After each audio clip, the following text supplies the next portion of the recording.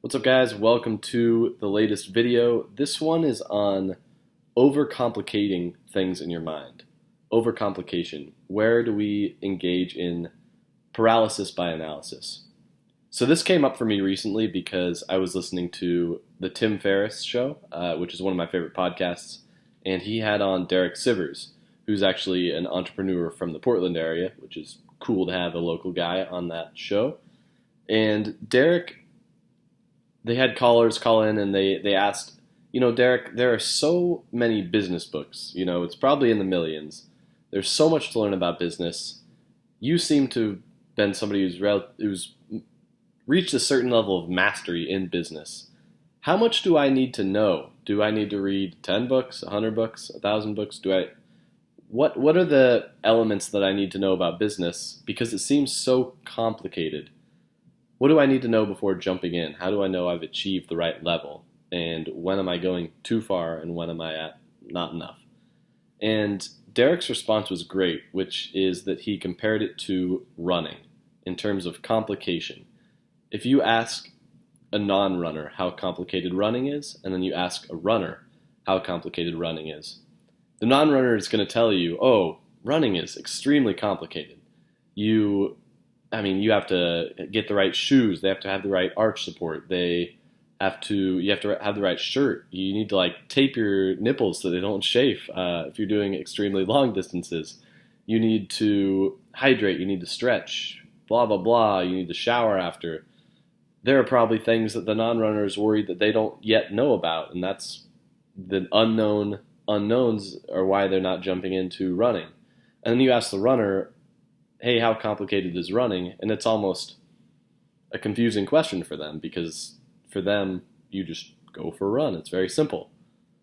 So I think it's important to look at our lives and realize, where am I overcomplicating something that if I just took it step by step and just put one foot in front of the other, it wouldn't necessarily be that complicated. So for Derek, he described business. You can look at it very simply. It's just you create a valuable product or service, you market that product or service, and you sell that product or service. Those things, you just create something valuable, you get the word out about it, and then you collect money for it. It's very simple. But there are also a million things you could read and learn about that would help you. They would give you minor improvements, minor iterations, but the important thing is that you just jump in and try things before you maybe feel like you know or have mastered every single tiny element of that potentially overwhelmingly complicated whole.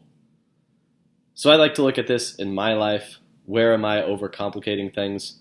Another important thing, and Derek didn't mention this, but I think it's important to note that overcomplication is often our unconscious mind's way of scaring us away from jumping into something that we might fail at. Because failure brings up a bunch of fear and anxiety in the mind. You might get rejection from a boss or a spouse or a friend or somebody whose approval you desire.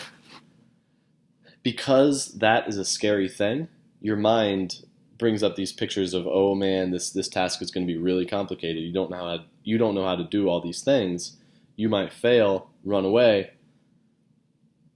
It's not real. Things are much more simple than our minds often make them out to be. So notice when you're overcomplicating things in your mind, and just start putting one foot in front of the other. Of course, learn as you do, but just jump in and start doing, and then learn as you go, rather than, and this has been a learning process for me, but I would want to learn everything I needed to know before jumping into a task. Try flipping that script a bit and jumping in before you feel entirely ready, and then learning as you go. Great. That is today's video.